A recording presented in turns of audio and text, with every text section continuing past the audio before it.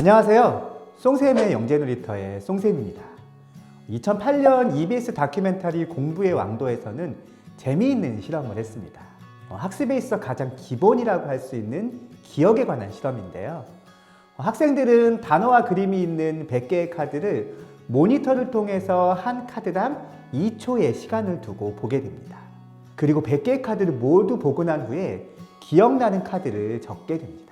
많은 정보가 한꺼번에 주어졌을 때 이것을 얼마나 많이 또 얼마나 정확하게 기억하고 있는지를 알아보기 위한 것이죠. 그런데 이와 동일한 실험을 8명의 대학생에게도 진행합니다.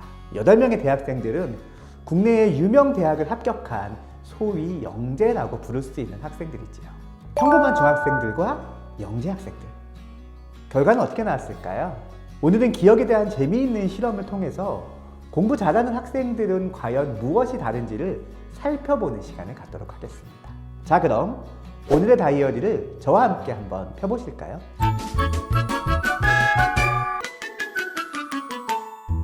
중학생들은 100개의 단어 중 평균 24개의 단어를 기억해냈습니다. 여러분들이라면 몇 개 정도 기억하실 수 있을까요? 저도 아마 한 20-30개 정도 기억할 수 있지 않을까 싶습니다. 그런데 이 학생들을 대상으로 동일한 실험을 한 번 더 진행했습니다. 대신 이번에는 100개의 단어가 10개의 카테고리로 구성되어 있다는 사실을 학생들에게 알려줍니다. 그리고 답안지 역시 10개의 카테고리를 나누어 제공합니다.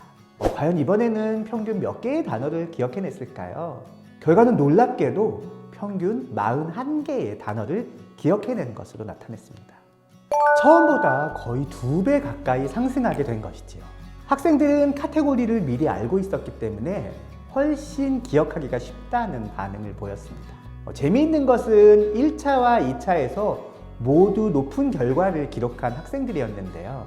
1차 때부터 이 학생들은 처음 몇 개의 단어를 볼 때는 몰랐는데 단어를 계속해서 보다 보니 같은 카테고리의 단어들이 있다는 사실을 발견하고 그 이후에는 단어를 카테고리별로 암기하게 되었다고 말하였습니다.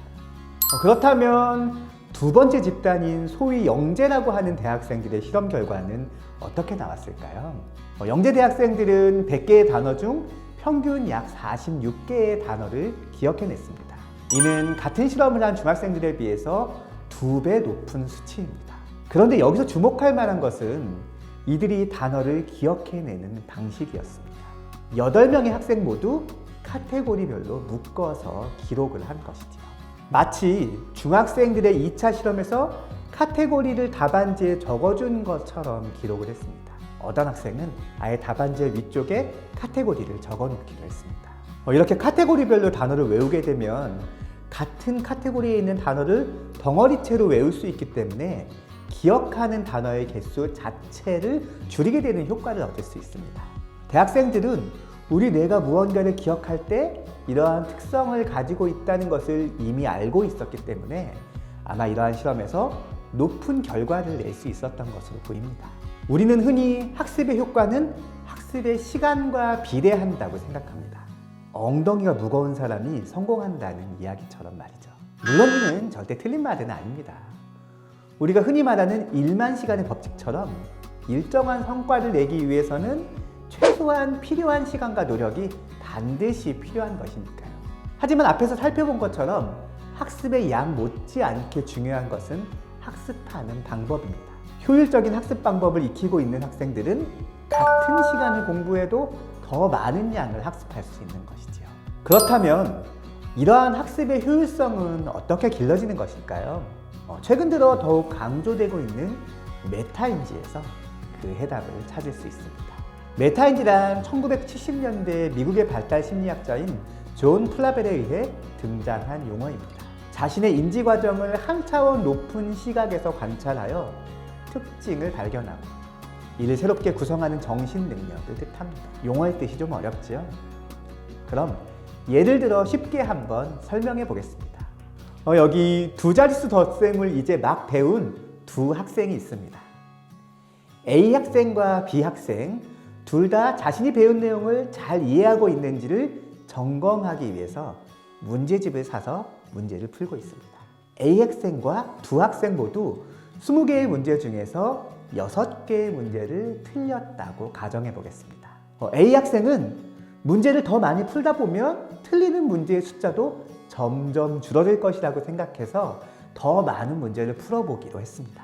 반면에 B 학생은 자신이 틀린 6개의 문제를 좀 더 자세히 살펴보니 1의 자리에서 받아올림을 하는 문제만 틀렸다는 공통점을 발견하게 되었습니다. 자신이 받아올림의 방법을 정확하게 이해하지 못했다는 사실을 알게 된 B 학생은 교과서에서 받아올림이 있는 부분을 한 번 더 복습하기로 했습니다.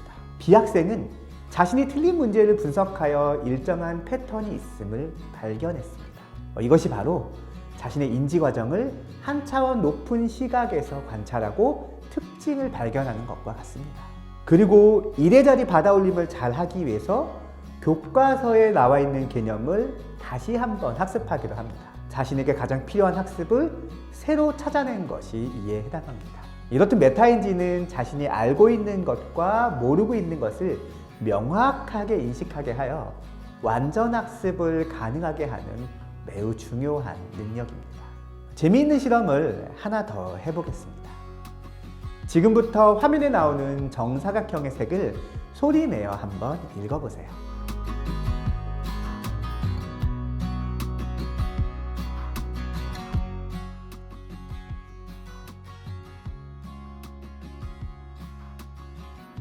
자, 지금부터는 그럼 화면에 나오는 글자의 색깔을 역시 소리내어 한번 읽어보십시오.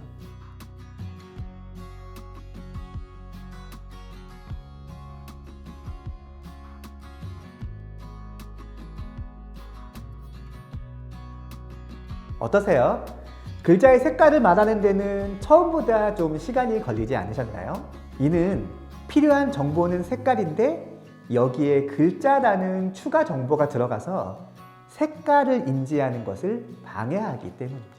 메타인지는 학습에 있어서 자신에게 필요한 것을 빨리 찾아내고 불필요한 것은 억제하는 훈련의 습관화를 통해 길러질 수 있습니다.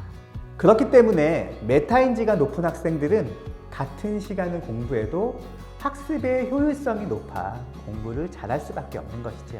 오늘은 학습에 있어 가장 기초라고 할 수 있는 기억에 대한 재미있는 실험을 통해서 요즘 주목받고 있는 메타인지가 무엇인지에 대해 알아보는 시간을 가졌습니다.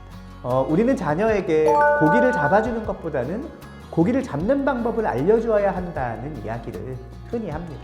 하지만 방법을 알려준다고 해서 모든 사람이 실제로 고기를 잘 잡을 수 있는 것은 아닙니다. 자신이 정말로 알려준 방법대로 고기를 잘 잡고 있는지를 점검하는 메타인지, 즉 반성적 사고가 병행되어야 하는 것이죠. 이는 부모가 자녀의 학습을 점검하는 과정에서도 중요합니다. 대부분의 부모님들은 주로 학습의 양만을 점검합니다. 그런데 이렇게 양만 점검한다고 해서 자녀의 메타인지는 전혀 상승하지 않습니다.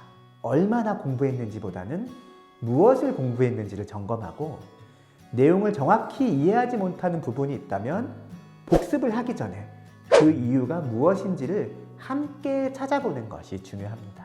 오늘의 다이어리는 여기까지입니다. 다음 시간에도 영재와 관련된 재미있는 에피소드로 찾아뵙겠습니다.